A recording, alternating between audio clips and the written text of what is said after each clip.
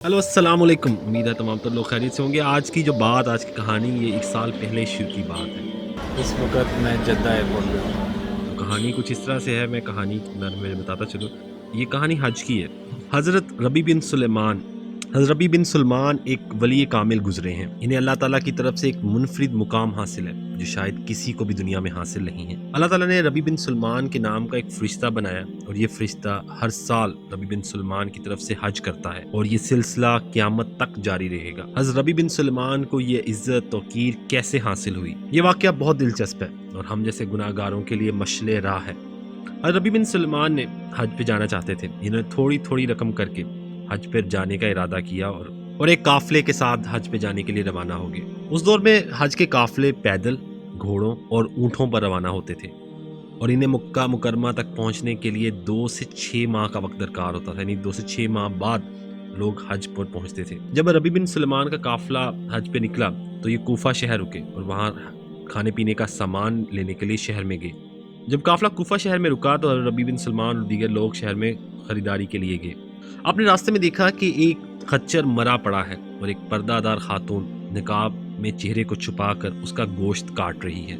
आपने जब ये मंजर देखा तो आप रुक कर रह गए। उस खातून ने मुर्दा खच्चर का गोश्त काटा, उसे बर्तन में डाला और शहर की तरफ रवाना हो गई।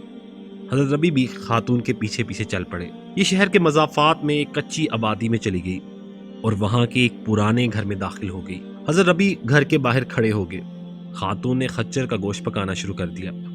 ये देखकर हजरत रबी बिन सुलमान खातून से ऊंची आवाज में मुखातिब हुए, अल्लाह की बंदी, ये क्या कर रही हो? तुम अपने बच्चों को मुर्दार और हराम गोश्त खिलाओगी? ये सुनकर वो खातून दरवाजे पर आई और उसने हजरत रबी को बताया कि मैं सैयद ज़ादी हूँ और मेरा खाविन इंतकाल कर चुका है। घर में कमाने वाला कोई नहीं है और आले रसूल होने की वजह से हम किसी के सामने हाथ नहीं फैला सकते, लिहाजा हमारे पास हराम खाने के सिवा कोई चारा नहीं। ये सुनकर हजरत रबी बिन सुलमान की आंखों में आंसू आ गए।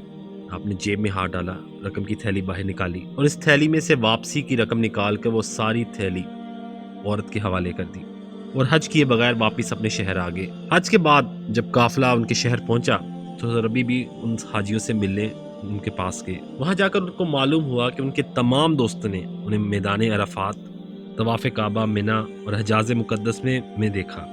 यानी हजरत रबी बिन सुलेमान को उनके साथियों ने वहां पे अपने साथ देखा। हजरत रबी इस बात पर हैरान रह गए। इतने में उनका एक दोस्त उनके पास आया और उनसे ये कहकर मुखातिब हुआ कि हजूर, जब आप मस्जिद नबवी की जियारत कर रहे थे तो आपने मस्जिद नबवी से निकलते हुए ये थैली अमानतन मेरे पास रखवाई थी। आपने थैली देखी तो थैली में अरबी में लिखा था कि जो हमसे कारोबार करता है वो कभी नुकसान में नहीं रहता। आप हैरानी के आलम में घर वापस गए। रात को ख्वाब में इन्हें हजूर पाक सल्लल्लाहु अलैहि वसल्लम की जियारत हुई। आप सल्लल्लाहु अलैहि वसल्लम ने इनसे फरमाया कि रबी, तुमने मुझ पर एहसान किया था, अल्लाह ताला ने मेरे एहसान का बदला उतार दिया। अल्लाह ने तुम्हारी शक्ल का फरिश्ता खाना काबा भिजवाया और उसे हुक्म दिया कि तुम आज से लेकर क़यामत तक रबी बिन सुलेमान की जगह हज किया करोगे। रसूल पाक सल्लल्लाहु अलैहि वसल्लम ने फरमाया कि तुमने उस सैयद ज़ादी को सिर्फ 600 दरम दिए थे और हम तुमको 600 सोने की अशरफियाँ लुटा रहे हैं, क्योंकि हमसे कारोबार करने वाले को कभी घाटा नहीं होता। आज हज का दिन है। आज बहुत सारे लोगों ने हज किया। बहुत सारे, अगर पिछले साल के मुकाबले में देखा जाए तो लाखों ने पिछले साल हज किया था। इस दफ़ा कुछ 100 लोगों ने किया है या हज़ारों में कह सकते हैं कि मुकामी लोगों ने हज किया। अल्लाह ताला इन सब का हज कबूल करे और हम सबको ये शहादत नसीब फरमाए। लेकिन इसके साथ साथ आपको ये याद रखना होगा कि बाज़ औक़ात अल्लाह ताला इंसान को इंसान की खिदमत पर ऐसा दर्जा अता कर देता है जो सैकड़ों हजों और दर्जनों उम्रों के बाद भी नसीब नहीं होता, क्योंकि अल्लाह ताला की नज़र में दुखी और ज़रूरतमंद इंसान की मदद सैकड़ों हज़ारों सजदों से ज़्यादा अजीम होती है। मैं पिछले साल इसी दिन हज के मौके पे जद्दा एयरपोर्ट पे था और बाहर नहीं जा सकता था। 12 घंटे एयरपोर्ट पर रहा। हज और उम्रा अभी तक नहीं किया। दुआ है कि जल्द से जल्द मैं भी उम्रा या हज कर पाऊँ और उम्मीद हम सब जल्द से जल्द सआदत हासिल करें। अगर तो ये थी आज की बात, आज की कहानी। अगर आपको अच्छी लगी तो मुझे ज़रूर बताइएगा। अल्लाह हाफ़िज़।